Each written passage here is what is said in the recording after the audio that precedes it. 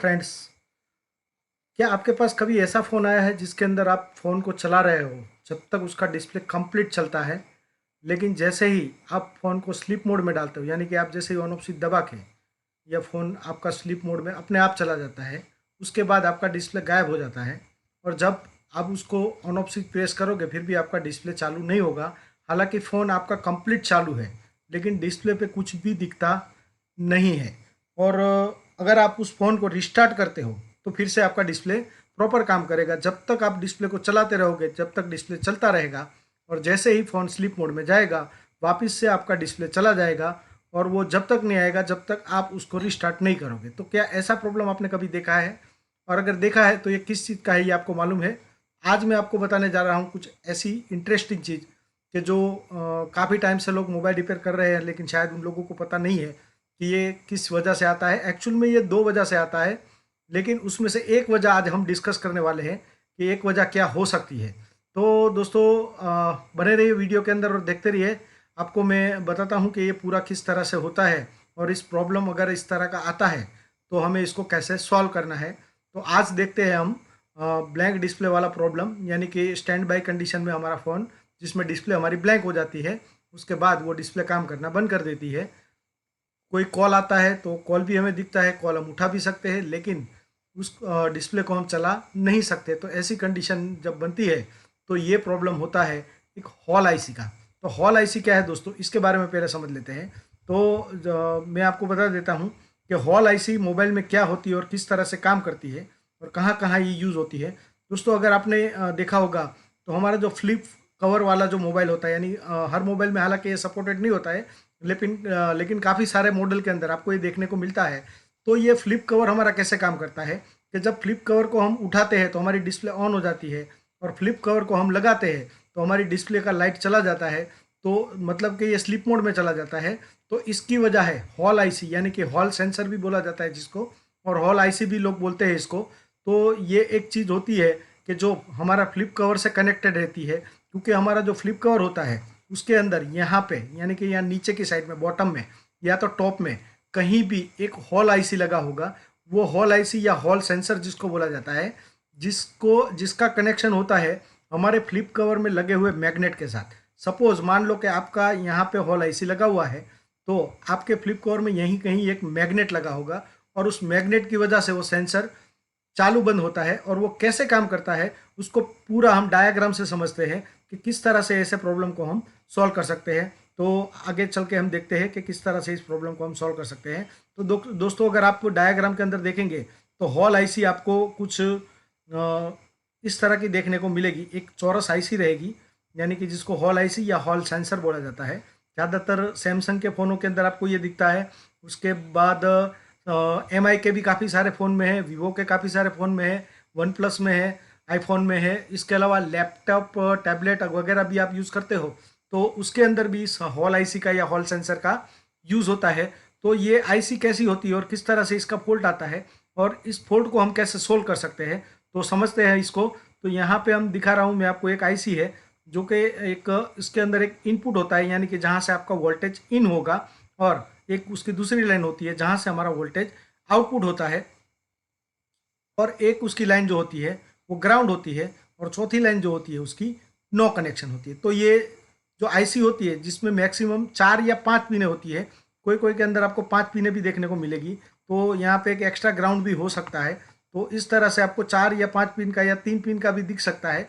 तो इस तरह का हॉल आईसी या हॉल सेंसर आपको मोबाइल में देखने को मिल सकता है। हम डायग्राम में देखते हैं कि वो किस तरह का होता है। तो मैं आपको डायग्राम में ले चलता हूँ। तो यहाँ पे मेरे पास है ऐप फाइंडर, जिसको मैं ओपन करता हूँ। यहाँ पे मैं आपको दिखा देता हूँ पहले सैमसंग के मॉडल में।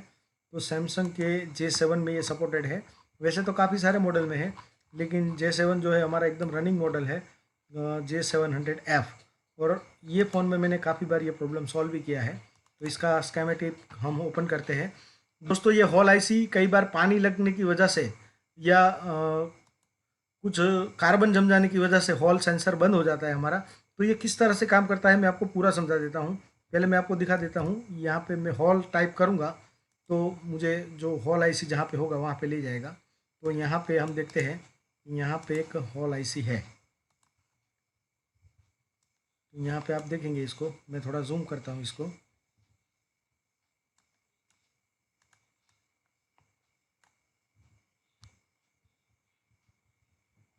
दोस्तों ये हो गया हमारा हॉल आईसी, यहाँ पे नीचे लिखा हुआ है हॉल आईसी।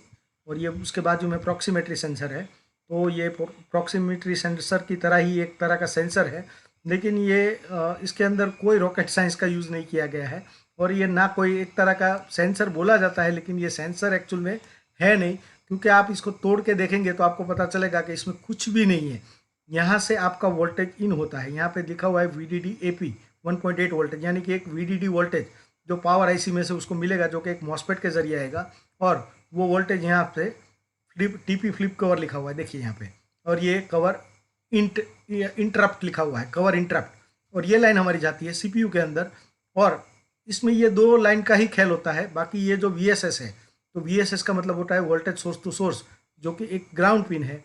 और तीसरी पिन यहाँ पे दिखाई है वो नो कनेक्शन है, यानी कि जो भी खेल है ये 2 पिन के बीच का है। तो ये इस तरह का सेंसर आपको देखने को मिल सकता है। मैं आपको एक और डायग्राम या एक और डायग्राम मैं आपको पहले दिखा देता हूँ, और उसके अंदर हम देखते हैं। तो जैसे हम लोग यहाँ पे देखते हैं, सैमसंग को हम क्लोज करते हैं। आपको मैं दिखा देता हूँ कि ये पीसीबी में कैसा दिखता है, तो ये भी हम देख सकते हैं। पहले हम पीसीबी में मैं आपको दिखा देता हूँ, ताकि आपको थोड़ा उसका अंदाज़ा हो जाए कि किस तरह का ये दिखता है। यहाँ पे ये पीसीबी लेआउट है।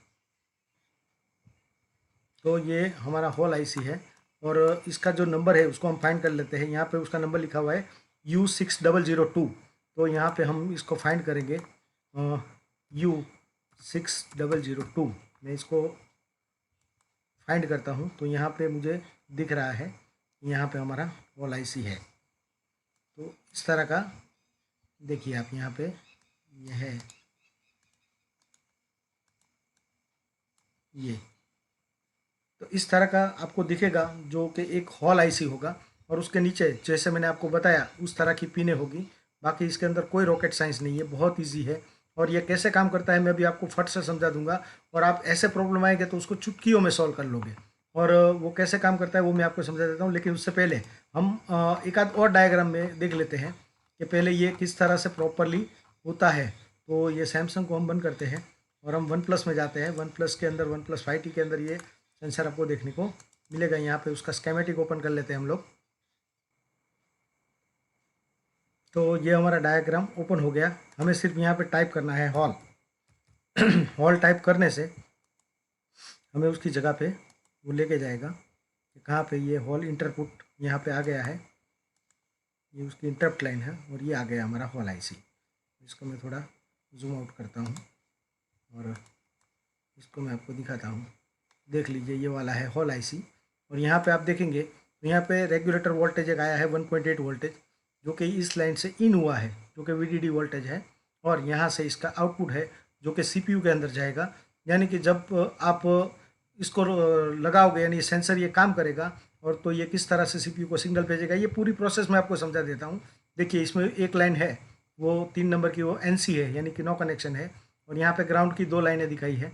तो इस तरह का भी आपको देखने को मिल सकता है। इसमें कुछ भी नहीं है, सिर्फ इनपुट वोल्टेज है, आउटपुट वोल्टेज है। और इसका सेंसिंग कैसे होता है ये मैं आपको समझा देता हूँ। और इस सेंसर अगर आपके पास नहीं है तो भी आप उसका सॉल्यूशन फटाक से कर लोगे, उसमें कोई बड़ी बात नहीं है। तो बहुत सारे मॉडल के अंदर हालांकि ये सपोर्टेड है, Xiaomi के भी बहुत सारे मॉडल में है। लेकिन मॉडल आप ढूंढते रहिएगा, आप डायग्राम के अंदर सिर्फ हॉल लिख के सर्च करिएगा, आपको अलग अलग मिल जाएगा कि कौन कौन से फ़ोन के अंदर ये यूज़ किया गया है। फिलहाल मैं आपको उसका काम बता देता हूँ कि ये काम कैसे करता है। तो यहाँ पे हम लोग जो वोल्टेज इनपुट देते हैं वो एक मॉसफेट का वोल्टेज होता है, जो कि CPU तक उसका सिग्नल जाता है। अब होता क्या है कि जब हम मोबाइल के ऊपर सेंसर मतलब सॉरी कवर जब हम लगाते हैं, तो उसका कवर लगने के बाद ये इसका डिस्प्ले को ऑफ करा देता है, यानी कि ये वोल्टेज को ये कट आउट कर देता है। और जब हम सेंसर कवर को हम उठाते हैं तो ये सेंसर ऑन हो जाता है और वोल्टेज जाना शुरू होता है। तो इसके लिए इसके अंदर ऐसी क्या चीज़ रखी गई है जिसकी वजह से ये ऐसा होता है, तो ये मैं आज को आपको दिखाने वाला हूँ। तो इसके अंदर कुछ नहीं होता है। अगर ये आईसी को आप तोड़ोगे, यानी कि ये हॉल आईसी या हॉल सेंसर जो भी आप बोलो, इसको अगर आप तोड़ोगे तो इसके अंदर एक मेटल का प्लेट मिलेगा आपको, और कुछ भी नहीं होता है। यहाँ पे वोल्टेज इन की लाइन है, यहाँ पे वोल्टेज आउट की लाइन है, इसके अंदर आप आईसी तोड़ोगे तो उसके नीचे सिर्फ 2 ही लाइन आपको दिखेगी, ये वाली ग्राउंड होगी, ये वाली नो कनेक्शन होगी। ये वाली 2 लाइन के ऊपर एक मेटल का प्लेट लगा होता है, वो प्लेट जो होता है वो इसके साथ बैठ जाता है, जिसकी वजह से ये लाइन ऑन हो जाती है।